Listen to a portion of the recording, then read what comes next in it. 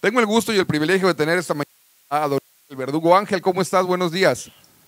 Muy bien, Francisco, muy bien. Estamos aquí listos para comentar con ustedes algunas cuestiones de actualidad y sobre todo que no dejo yo de agradecer esta oportunidad partiendo de la base de mi aprecio y admiración por ese gran estado que es Yucatán y su gente, su calidez y sobre todo su comida.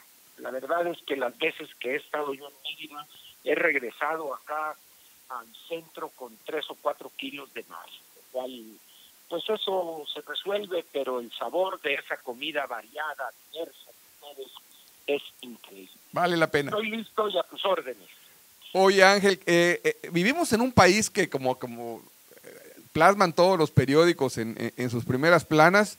Tenemos una manifestación en Guerrero como parte de los desaparecidos de Yotzinapa en reclamo de la normal rural de Guerrero. Tenemos en donde tienen prácticamente varados a una cantidad enorme de trenes porque la gente de la CENTE quiere que les den bonos y quieren que les den plazas. Tenemos, por otra parte, una manifestación enorme en Chihuahua que el presidente insiste en verla como algo político y no como algo netamente agrícola, que es lo que están reclamando. Y bueno, y ahora la cereza del pastel en la capital del país, donde la gente de Frena ha puesto sus mantas y dice que no se van a ir de allá hasta que les dejen pasar al Zócalo e instalarse en la plancha de la capital de la República. ¿Cómo ves, Ángel? Mira, lo primero que debo decir es, empezar con una frase que creo que corresponde a la autoría del presidente López Mateos. Si estoy equivocado en asignarle a él la autoría, ofrezco una disculpa, pero algún político mexicano encumbrado dijo ya hace muchos años, problema que se soslaya, se complica. Ese recuento apretado que has hecho de las manifestaciones, bloqueos, plantones, etcétera, son producto todos de problemas que se han soslayado.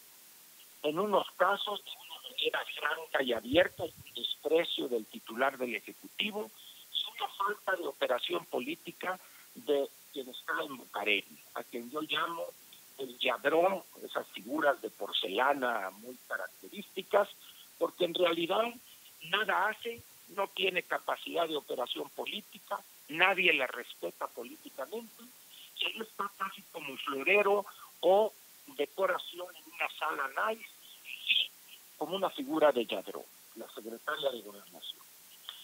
¿Qué es lo que sucede aquí, Francisco? El presidente está atrapado en una camisa de fuerza que él construyó y él se puso y amarró las cuerdas de las camisas de fuerza para los retrasados mentales o los locos violentos en los manicomios. Cuando él dice no vamos a reprimir al pueblo, ese es un vicio que también nos viene de lejos, después del movimiento estudiantil del 68, cuando los políticos en años posteriores a ese movimiento, en vez de entender que una cosa es hacer respetar la ley por todos sin distingo alguno y reprimir. En esa confusión o en ese equiparamiento al hacer sinónimos, dos cosas que nada tienen que ver, se han generado excesos que estamos pagando el país, su economía, miles o millones de inocentes, miles de empresas que no pueden recibir los insumos o las partes que requieren para continuar su operación y tampoco pueden exportar el producto terminado o semiterminado. En esas condiciones, ¿qué hace el presidente? Seguramente tú ves en un acto que nos hermana por el casi masoquismo de ver las mañaneras. El presidente ayer, cuando le plantearon los bloqueos estos en Michoacán de las vías del ferrocarril, se soltó una perorata entre el púlpito de alguna iglesia cristiana y la petición de un padre abnegado suplicándole a su hijo que se porte bien. ¿Te acuerdas de aquella poesía que nos hacían recitar cuando estábamos en la primaria? Mamá, soy Paquito, Claro. no haré travesuras. Prácticamente ese es el instrumento que utiliza el presidente. Pórtense bien, serénense, no se dejen manipular, y eso, mientras la producción en un buen número de empresas está detenida. ¿Por qué?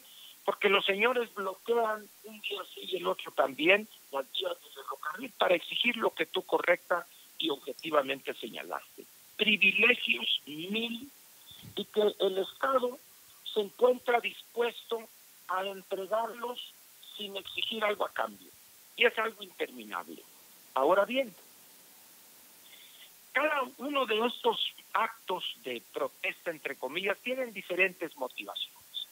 Eliminemos primero las que son claramente delincuenciales, los maestros de la gente, los pseudoestudiantes de la normal rural Isidro Burgos, Ayotzinapa, con motivo del, ya se acerca el aniversario de aquella tragedia, hace 6 años ya, si no estoy equivocado, y en el caso de las casetas, pues ya es casi un deporte nacional. Tepic, Nayarit, perdón, el Estado, todas las casetas tomadas desde hace muchos meses. En Sonora, todas las casetas de la carretera 15, los 4 carriles tomadas desde hace 2 años. Y así, a donde vayas, es una forma muy fácil, práctica e inmediata de obtener recursos para lo que quieras tú dedicar. Pero ahora tenemos algo que es ese plantón aquí en la Ciudad de México. Frena, como sabes, es un movimiento integrado fundamentalmente, aun cuando no es la totalidad, de integrantes de la clase media. Yo he llamado a la clase media como el motor que realmente mueve a este país.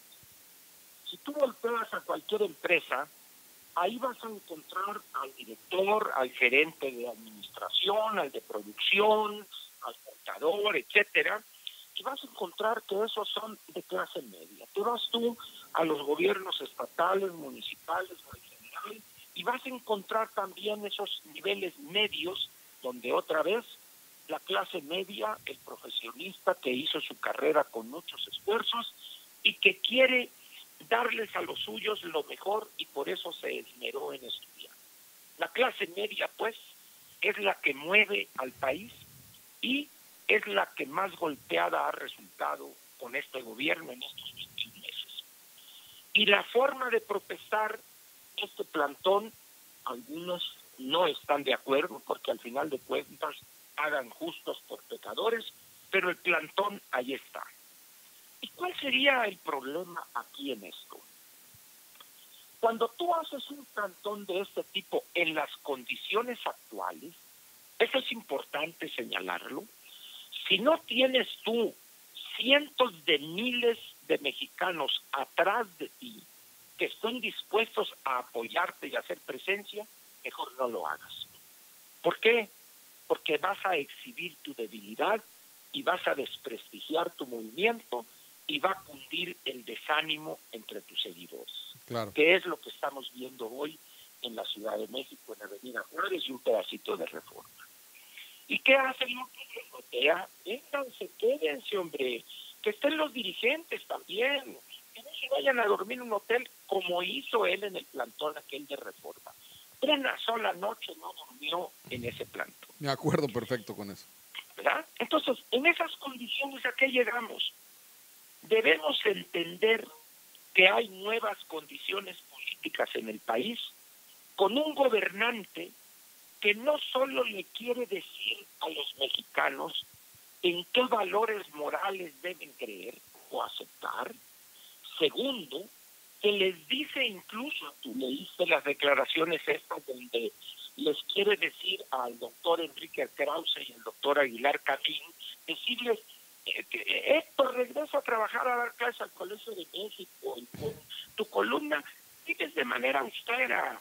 Esto, ¿qué cosa? ¿Quién es el presidente para decirle a una persona dónde debe trabajar, qué ingreso debe aspirar a tener y cómo debe vivir?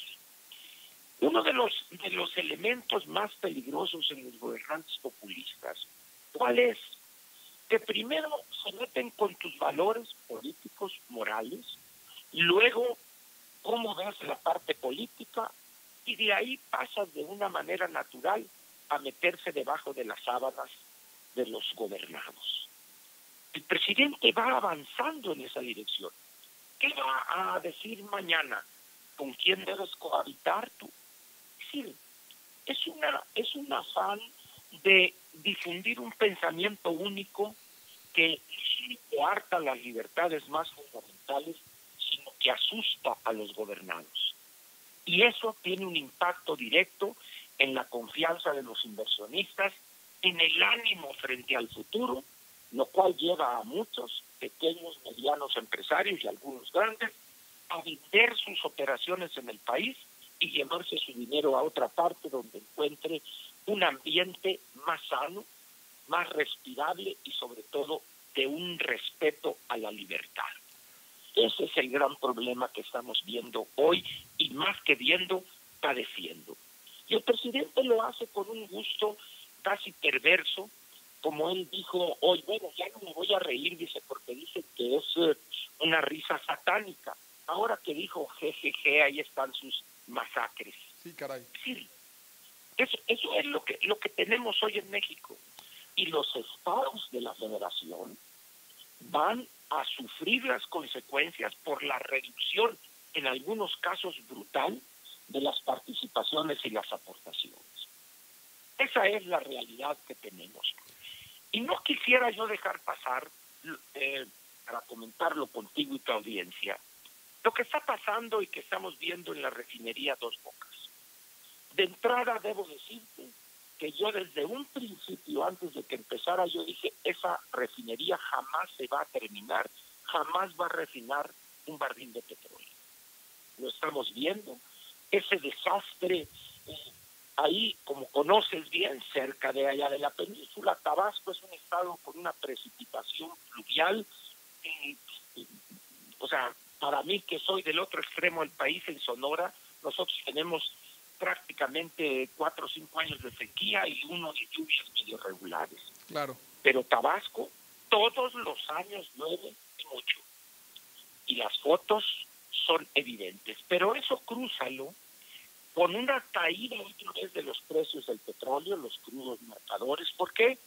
Porque el temor de un rebrote ya está llevando a países en Europa, en Estados Unidos incluso, a considerar un probable lockdown otra vez, y eso evidentemente asusta a los mercados. La gasolina va a bajísimo, estamos ahorita hablando, los futuros en Nueva York hoy están a $1.16 el galón, por supuesto estamos hablando quitando otros costos, logística, etcétera, pero eso equivale pues a que es un absurdo seguir con un proyecto inviable como es ese. En esas condiciones, pues, ¿qué panorama tenemos hoy en el país? De desastre mayor que el que es ya hoy la economía mexicana y el ambiente político. Eso es lo que yo veo en este momento. Fíjate que, Ángel, que estaba yo leyendo hace unos días la salida de la empresa contratista KBR, porque se le habían incrementado mucho los costos y como no se pueden, todo el mundo se los explicó, constreñir al presupuesto que ellos tienen designado para la refinería, pues obviamente quienes entran y dicen, no, vamos a ver qué podemos hacer, se encuentran con lo que todo el mundo sabía. No es posible ni viable armar una refinería con ese presupuesto y empiezan a abandonar todo. Que eso pasó. En el caso de esa gran empresa, porque no es una empresa, es una gran empresa de ingeniería, KBR, sí, pues prácticamente les dijo, señores, ahí les dejo el gallo muerto, acábenlo de pelar. Esto no es viable y yo no quiero desprestigiarme y entrar en pleito con el gobierno federal. Ahí se ven, diría Broso, y ahí están los resultados. Pero no será la única. Varias grandes empresas van a llegar exactamente a la misma conclusión y tomarán también, abierta o encubiertamente, la misma decisión. Y eso va a suceder con el Tren Maya y va a suceder con el caso de este otro proyecto fallido desde su concepción, que es el aeropuerto Felipe Ángeles en Santa Lucía. Terminaría con esto. ¿Qué esperar para el año próximo? Más retroceso en materia económica, más escamoteo de recursos a los estados y canalizándolos a los programas que se llaman del malestar, que es un barril sin fondo, un desorden, un despilfarro criminal en estos momentos donde la prioridad es salud, justicia y combate a la inseguridad y la violencia. Ese es la gran tragedia de haber llevado a López a la presidencia de la República. Eso es lo que veo. Coincido contigo plenamente, Ángel, y yo nada más no me despediría de ti sin recomendarles a todos que lean en el periódico El Universal, en la columna de extrema derecha, hay una columna donde habla del desastre que ha sido la rifa del avión, la bala broma, y el gran y enorme dispendio de recursos que significó para el erario el haberse metido en ese tema. Pero te agradezco infinitamente, nos hablamos la próxima semana y que tengas... Agradecido soy yo, y el próximo martes estaré listo a la hora que hemos acordado. Me parece excelente. Otro para ti, buenos días.